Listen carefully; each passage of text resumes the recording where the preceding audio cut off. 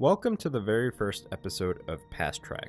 This is a new series on my channel that will more or less be a sibling series to Is It Worth Picking Up? Instead of talking about more modern titles and whether or not they're worth picking up, I'll instead be talking about whether or not older titles are worth going back to. Anyway, without any further delays, let's get right into this video. Resident Evil 1 on the PlayStation 1 isn't a game that has aged very well, especially in terms of gameplay, but despite that, I still find it to be a very enjoyable experience. Before I begin discussing the gameplay, however, I'd like to bring up a few things. First, I'd like to share some brief thoughts on the voice acting, and second, I'd like to talk about the story for the game. With that all said, I don't usually talk about voice acting. In fact, I think the only time I've ever brought it up was in my Metal Gear Solid 5 video where I compared Snake to Devil May Cry 2 Dante. However, in this case, I want to bring up the voice acting for this game because of how horrendously good it is. I mean, this is just some marvelous grade A cheese here, and I fucking love it. This game is just full of cheesiness, which in my opinion adds to the charm of it. Just take a listen for yourselves. Stop it! Don't open that door! Jill, here's a lockpick. It might be handy if you, the master of unlocking, take it with you. Whoa! This hall is dangerous. Maybe it's better to secure our escape route first. There must be a back door somewhere. Let's try to find it first, shall we? Okay, let's separate again. Just a moment. I found something. What is it? It's a weapon. It's really powerful, especially against living things. Better take it with you.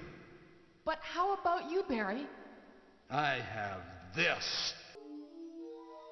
Jill, so you're safe. That's what I was going to say. Where on earth have you been? You disappeared from the hall all of a sudden.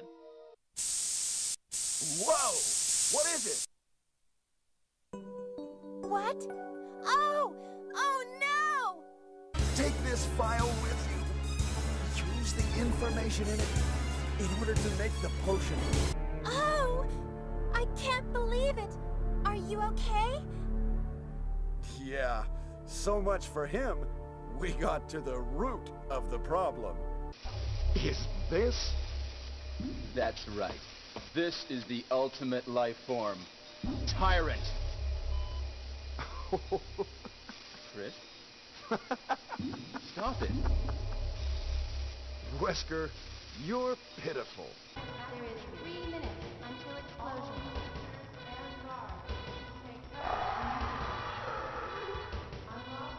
Oh no, you must be kidding. After you've come all the way here. Ladies first. Go first, Jill. That's enough on the voice acting, let's delve into the story. The game begins with some narration from Chris Redfield, one of the main protagonists, in which he explains that there have been some bizarre murders in the Arclay Mountains, where victims have apparently been eaten. He further continues by mentioning that STAR's Bravo team went missing during their investigation of a supposed group hideout. It's from this point where we see the STAR's Alpha team be attacked by a pack of Cerberus, zombie dogs, after discovering the crashed Bravo team helicopter and the remains of one of the Bravo team members. The Alpha team make their way towards a mansion, and it's from there where the story begins to unfold. What I really like about Resident Evil's story is that it's not as straightforward as it may seem. Your own actions in your playthrough can lead you to various outcomes, with some impacting the ending you receive. I think it's good considering the fact that you can go back to the game more than once to discover various cutscenes and endings, ultimately giving replay value. Aside from that, you also have notes that you can pick up throughout the game. The notes give you small information on some of the events that took place prior to your arrival, among other things. While they may seem vague, they do bring some sort of life into the story. That about wraps it up for the story, so I think now is a good time to transition over to the gameplay and controls. You'll begin by having a choice of either playing as Chris Redfield or Jill Valentine.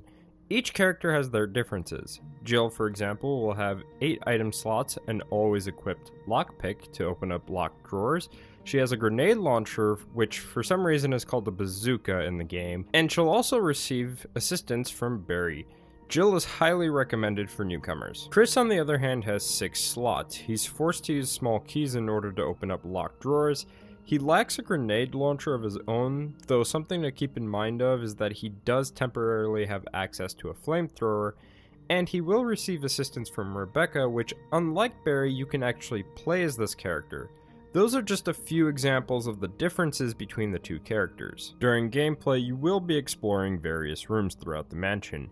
Each room is different in that sometimes they can be completely empty, other times they can be filled with a few enemies, and oftentimes with items to help you survive or to progress further. You can encounter several different types of enemies, including, but not limited to, zombies, dogs, giant spiders, and hunters, just to name a few. As far as items you find are concerned, they can be broken up into 3 categories: health, ammunition, and key items. I'll be skipping key items because I feel that's pretty self-explanatory. However, when it comes to ammunition, it's important to remember that it comes in limited quantities, so when using your weapons, you need to use them very sparingly. Carelessly using ammo can result in catastrophic results. The types of ammunition that you can find is as follows: handgun bullets, shotgun shells, magnum rounds, explosive rounds, flame rounds, and acid rounds.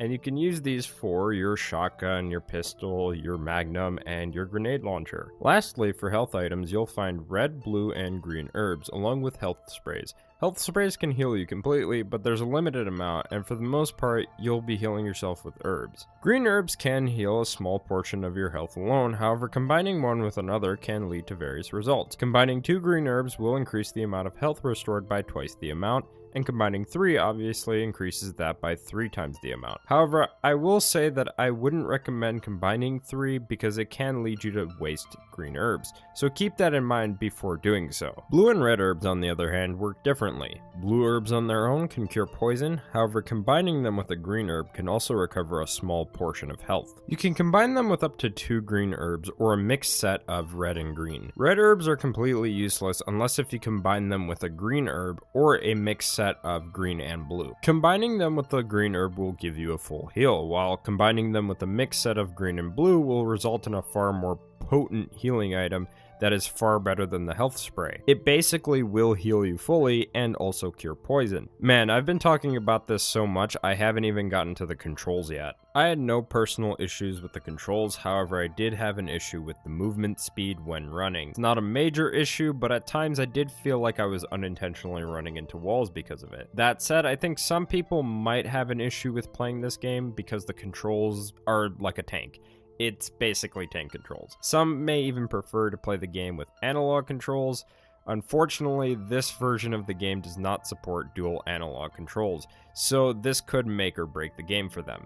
Again, for myself, I thought that the controls were just fine, minus the personal issue with movement speed, but this is something to keep note of if you're looking to play the game for the first time. Alright, time to move on to the soundtrack. I have to be honest, in some aspects, I actually prefer the soundtrack in this game over the remake. Some of my favorite tracks are the Save Room theme, Meeting Rebecca, and the Laboratory theme, just to name a few.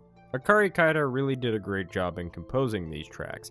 Going back and listening to the original soundtrack for Resident Evil really makes me hope that Invader Studios can get her on board to be a composer for the soundtrack of Daymare 1998. Anyway, I digress. That's not what I'm here to talk about. The soundtrack is excellent in my opinion, without a doubt.